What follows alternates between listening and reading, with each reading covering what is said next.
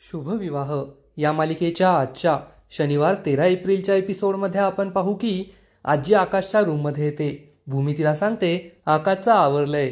तर आजी म्हणते हो तू जा, खाली जाऊन गुढीपाडव्याची तयारी कर, मी त्याला घेऊन येते. आजी रूममध्ये जाऊ लागते. तेवढ्यात रागिनी तेथे येते आणि दुःखी चेहरा करून म्हणते आई पहा ना हे काय झालंय. 6 वर्षानंतर आकाश गुढी उभारेल असं आपल्याला वाटत होतं आणि त्याचा हा अपघात झालाय. आता काय करायचं. तर आजी म्हणते रागिनी आता तूच गुढी उभार. रागिनी ही लगेच दुःखी उठल्याचं नाटक करते आणि म्हणते पहा ना आई, मागील 6 वर्षापासून मीच गुढी उभारते, परंतु त्या फेट्याचा आणि मानाच्या शेल्याचा मान तुम्हाला कधीही दिला नाही. हे ऐकून आजीला खूप वाईट वाटतं आणि ती म्हणते रागिनी तुला वाईट वाटतंय ना, मी तो मान तुला कधीही दिला नाही.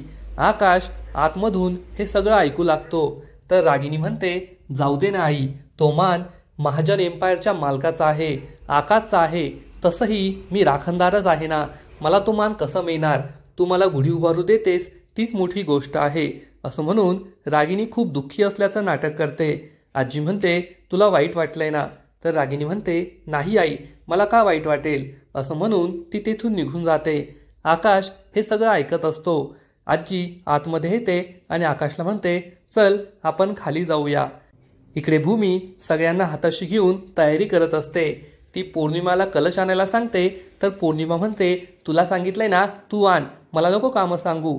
हे ऐकून भूमी आणि मानसीला खूप राग येतो. तेवढ्यात रागिनी आणि अभिजित तेथे येतात. तेव्हा रागिनी म्हणते अभिजित तुला माहितीये का आता काय होईल. आता थोड्या वेळाने आकाश खाली येईल आणि म्हणेल की रागिनी आत्या तूच तो मानाचा फेटा आणि शेला पांघरून गुढीची उभारणी कर, म्हणजे मी महाराणी बनणार. अभिजित म्हणतो तू महाराणी बनलीस की मी राजकुमार बनणार. हे दोघे खूप खुश होतात. तेवढ्यात खाली असलेला दिवा विझतो. भूमी म्हणते मी तो दिवा लावून येते आणि ती खाली उतरून जाते. रागिनी आणि अभिजित हे दोघे खूप खुश असतात. अभिजित विचारतो तुला इतका कॉन्फिडन्स कसा. तर रागिनी म्हणते आपल्या घरात सगळे इमोशनल फूल आहेत म्हणून तर आपण सुखी आहोत ना. तेवढ्यात आजी आकाशला घेऊन तेथे येते. रागिनी आकाशला म्हणते चल आकाश, गुढीची उभारणी करायची आहे तुला.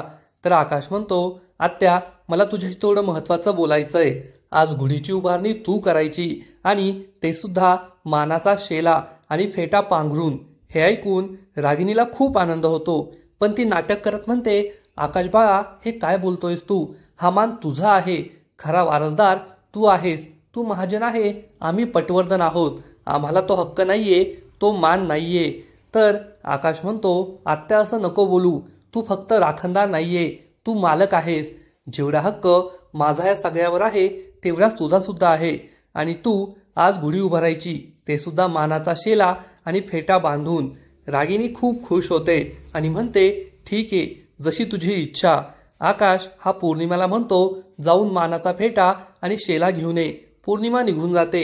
इकडे भूमी ही दिवा लावत असते, पण दिवा काही पेटतच नाही. पौर्णिमा हा फेटा आणि शेला घेऊन येते. रागिनीला खूप आनंद होतो आणि ती हा फेटा आणि शेला घेण्यासाठी पुढे येते. तेवढ्यात पौर्णिमाच्या पायाला ठेस लागते आणि हा मानाचा शेला आणि फेटा हवेत उडतो. भूमी खाली बसलेली असते.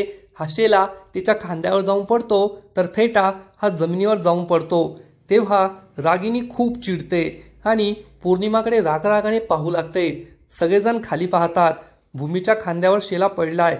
हे पाहून सर्वांना खूप आश्चर्य वाटतं. आजी म्हणते आकाश हे काय आहे. हा देवीनेच संकेत दिलाय की आजची गुढी ही भूमीच्या हातानेच उभारली जावी आणि आता रागिनीला सुद्धा याबद्दल काहीच प्रॉब्लेम नसेल. तर आकाश म्हणतो पण आजी आपण तर रागिनी आत्याला हा मान दिलाय ना. तर आजी म्हणते रागिनी माझ्या शब्दाच्या बाहेर नाहीये आणि देवीचा संकेत ती कधीही नाही म्हणणार नाही. रागिनी म्हणते हो आई, परंतु आपण भूमीला हे सगळं सांगू शकत नाही ना. ती या घरची मोठी सून आहे, हे आपण तिला कसं सांगणार. पौर्णिमा म्हणते हो खरंय, भूमीताईला कोण कन्व्हिन्स करणार. तर घरातील सगळ्यांना हाच प्रश्न पडलेला असतो. तेवढ्यात भूमी फेटा आणि शेला घेऊन वरती येते. तर आकाश तिला म्हणतो भूमी आज गुढीची उभारणी तूच करायची आहे. हे ऐकून भूमीला जबर धक्काच बसतो. भूमी म्हणते आकाश हे तू काय बोलतोय. मी या घराची सदस्य नाहीये, मी तुमची कोण आहे, मी हे कसं काय करू शकते. तर आजी म्हणते भूमी हा देवीचा संकेत आहे. देवीने तो शेला तुझ्या अंगावर दिला, याचा अर्थ तूच गुढीची उभारणी करावी अशी देवीची इच्छा आहे.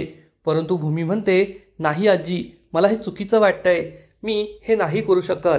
आजी तिला समजावून सांगते, देवीचा संकेत आहे, असा मोडू नकोस. हा मानाचा शेला आणि फेटा आधी देवीच्या चरणात अर्पण केला जातो, त्यानंतर ज्याला मान दिला जायचाय त्याच्या अंगावर तो चढवला जातो आणि देवीने स्वतः तो तुझ्या अंगावर चढवलाय. त्यामुळे यासाठी नको म्हणू नकोस. मी तुझ्यासमोर हात जोडते, विनंती करते. तेव्हा भूमी म्हणते, आजी प्लीज हात जोडू नका. तेव्हा आजी ही मानसीला म्हणते, जा भूमीला तयार करून आण. मानसी आणि भूमी तेथून निघून जातात. आजी आणि आकाशला खूप आनंद झालेला असतो. पुढील एपिसोडमध्ये आपण पाहू की पौर्णिमा ही रागिणीला येऊन सांगणार की आजीने तुमचं कपाट आवरायला सांगितलंय भूमीला.